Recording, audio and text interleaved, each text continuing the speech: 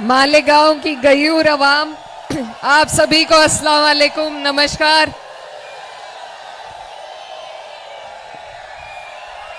बहुत बहुत शुक्रिया।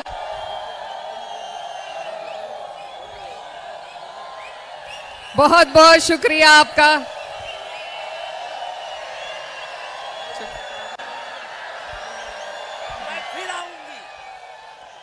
आज बारिश है, 2 मिनट का वक्त चाहिए आपसे बस।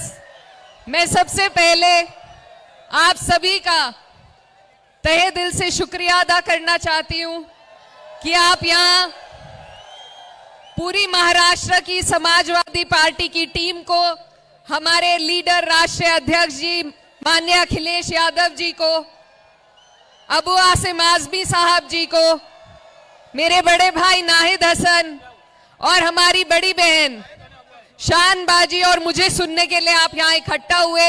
मैं दिल की गहराइयों से आपका शुक्रिया अदा करती हूं। आपके यहां आकर बिल्कुल एहसास नहीं हो रहा कि हम घर से बहुत दूर चलकर आए हैं। ये भी बुनकरों की और मेहनत कशों की धरती है, और जहां से मैं आती हूं वहां भी बुनकरों की और मेहनत कशों की धरती है। तो आप में आपका ये जो अपनापन है, ये मुझे पूरा महसूस हो रहा है। और मैं यही कहना चाहती हूं कि सिर्फ समाजवादी पार्टी वो पार्टी है जो हमेशा मेहनत कशों की लड़ाई लड़ती है। हमारे राष्ट्रीय अध्यक्ष जी, माननीय नेताजी, हमारे राष्ट्रीय अध्यक्ष जी, स्वर्गीय नेताजी हमेशा गरीबों की, वंचितों की, मुसलमानों की, पिछड़ों की लड़ाई लड़ते आए हैं।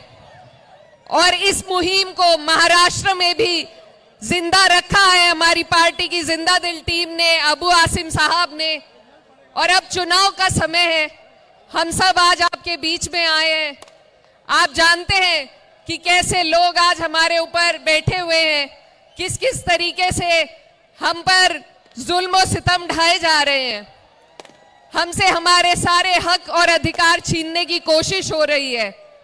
एक बहुत बड़ा गठबंधन आपके लिए बनाया गया है जो यहां पर चुनाव लड़ने जा रहा है।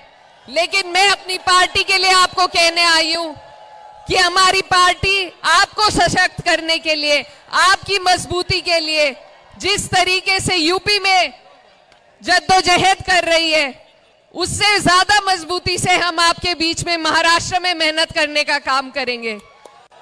आदरणीय नेताजी, हमारे राष्ट्रीय अध्यक्ष जी ने पीडीए का नारा उत्तर प्रदेश में दिया और आपने उसका परिणाम लोकसभा के चुनाव में देखा। इस सरकार के गुरूर को तोड़ने में सबसे अहम भूमिका अगर किसी ने निभाई है तो समाजवादियों ने निभाई है, हमारे राष्ट्रीय अध्यक्ष जी ने निभाई है। अब उसी मुहिम को आप लोगों को इसी जोश और जज्बे के साथ आगे लेकर के चलना है।